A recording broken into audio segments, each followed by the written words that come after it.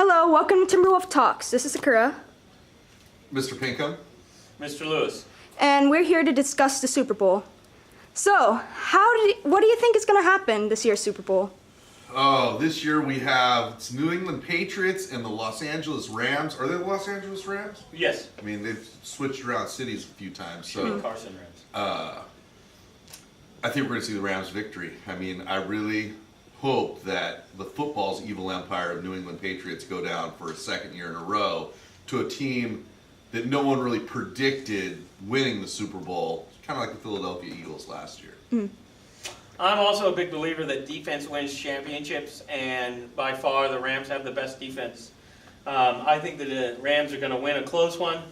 I think the Rams' defensive front four is going to harass Tom Brady, and everybody knows the way you beat the Patriots, you get in Tom Brady's face and you hit him in the mouth, and he throws interceptions. Don't you think Belichick's going to find a way to neutralize that front four? And that's one thing. They've had 2 weeks to prepare for one game, and Bill Belichick is the mastermind coach that'll find a way to shut down the front four of the Rams. I mean, I got to disagree, because I think Sean McVay is the mastermind of NFL football. No one schemes better than him. I think he doesn't have the chops yet that Bill Belichick has, but by far I think he's a better schemer. He runs better offenses, and I think he's going to be very creative with how he applies pressure through his linebackers. And then you're going to have Aaron Donald penetrating the middle up front. It's going to be a long day for that New England Patriot line, I think. But Donald, they're going to run a double team. I mean, they're going to absolutely take Donald out of the picture. So I'd expect, kind of like last week where we saw, or 2 weeks ago, we saw Tyreek Hill completely taken out of the Chiefs' game plan, that we're going to have a situation where we're going to see a double team up front on Donald, and maybe it's going to be Ndamukong Suh that has to take over the game and apply the pressure. And that's my point. You can double one, but then you have Suh on that line, but you also have a set of four linebackers that are pretty dominant for NFL linebacking crew, and I think he's going to be creative in how he applies pressure. Now, I think you're right. And Bill Belichick neutralizes that defensive line, that defensive front, the Patriots are going to throw all over, and it's going to be a very long day, because I don't think Jared Goff can keep up and throw touchdowns with Tom Brady if that's what kind of happens. What do you think about the situation here where the Rams are Todd Gurley's team? I mean, Todd Gurley carried them there, but now ever since the playoffs started, C.J. Anderson has really put in strong showings, over 100 yards in the last 3 games. Do you continue to just pound the ball to a healthy Gurley, or do you upset the mix and give C.J. Anderson? Well, that's, I think, the key to the whole victory. I think if the Rams are going to win, they're going to pressure with defense, and they're going to run the ball and maintain possession, and it's not going to be a high-scoring game. But if you have to get out and throw the ball, and you can't utilize those two weapons effectively on offense, it's all over. The Patriots are going to run away, because Jared can't throw the ball and keep up with Tom Brady. They're going to have to run the ball, and I agree. And they have a two-headed monster, but if they're playing from behind, running the ball doesn't work very well. All right. So, basically, you think that the Rams will win this year? Yes? Yeah, I think we're both in agreement that the Rams are going to win. We think it's going to be, or I think it's going to be a tough day. But I think at the end of the day, it's going to be like a 16-10 game. On paper, Rams have the better record. On paper, Rams have the better defense. On paper, Rams just rank higher in all offensive, defensive categories than the Patriots do.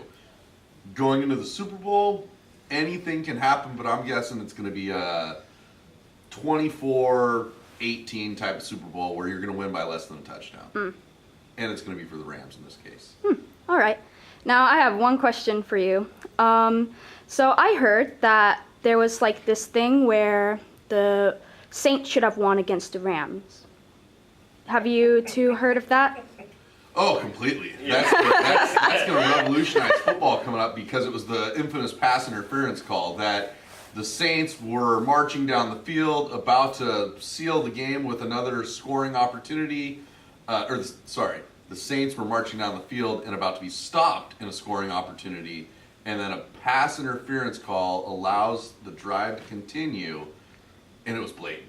Yeah. It was just ugly. I've never seen anyone get mugged like that and not throw a flag. I mean, he never even looked back for the ball. And the real problem was the ref put himself in a bad position to begin with, and as the play unfolded, he didn't see it all, and you can't do a replay for that type of call, so they had to stick with what the call was on the field. But I don't believe he ever looked back for the ball one time. He just ran it, yeah.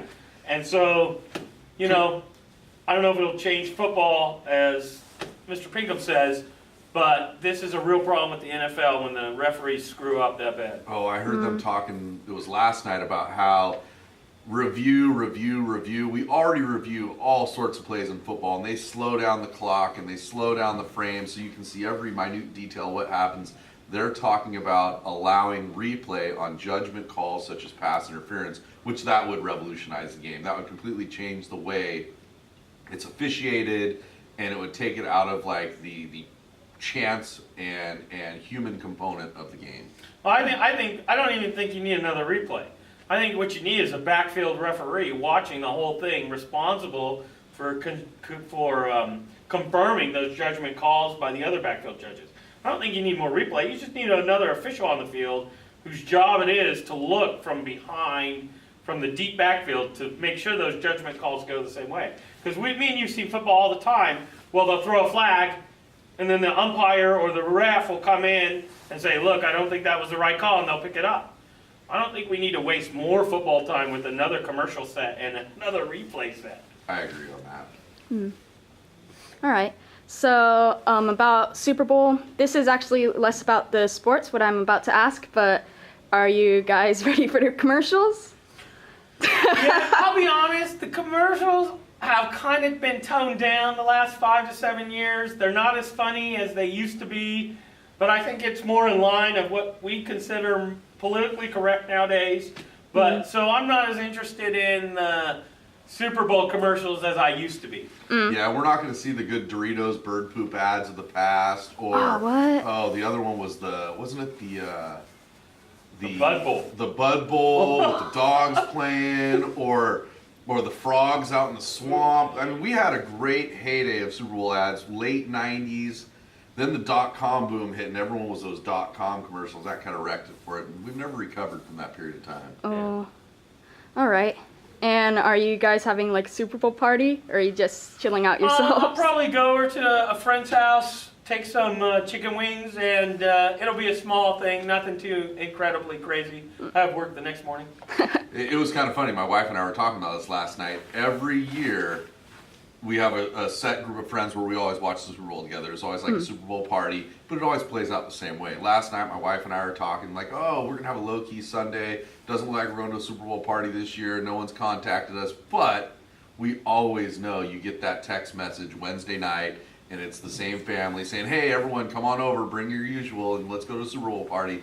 So we were just banking that text message wasn't going to come, but it did, and so we're back off to the usual. Which is fun. It's a bunch of families watching the game. Have any dishes that you guys are particularly excited about? My whole thing is usually, normally what I'll do is I'll go barbecue a bunch of chicken wings. This year I don't have the time for the barbecuing of the chicken wings, so I'm going to buy them. My wife's responsible for pot stickers. So that's the one go-to dish every year. She makes a big platter of pot stickers, and then can't wait for Miss Bianchi's nacho cheese dip that every year she takes the cream cheese, the nacho cheese, the chili beans, and you throw them all in a pot and mix them together. That's going to be a good dish for Sunday. And one last question. So, have you guys heard about what the halftime show is supposed to be? No. No? I don't know who's playing at the halftime show. All right. I heard it's Maroon 5, but in all honesty, I love to sit down on the couch and I'll watch from the opening coin flip through the national anthem, first, second quarter, and at halftime I actually get up and go outside and play with the kids, throw a football. Well, used to throw a football around. We'll see about that this year. But I don't think I've caught a halftime show in the last 10 years. Yeah, I normally don't watch halftime either. That's the time we get up, we go outside, stretch our legs, wait for the second half. As ridiculous as what I'm about to say might sound, I actually heard that one of the songs that's supposed to occur is actually from, do you know the cartoon SpongeBob? Yeah. Yep. Yeah, one of the songs from that show is supposed to make its way because apparently the creator passed away Yes. recently. So I will maybe catch a little bit of the halftime show to see if that does happen. That would be kind of interesting. I think it's going to be hilarious personally. Yeah.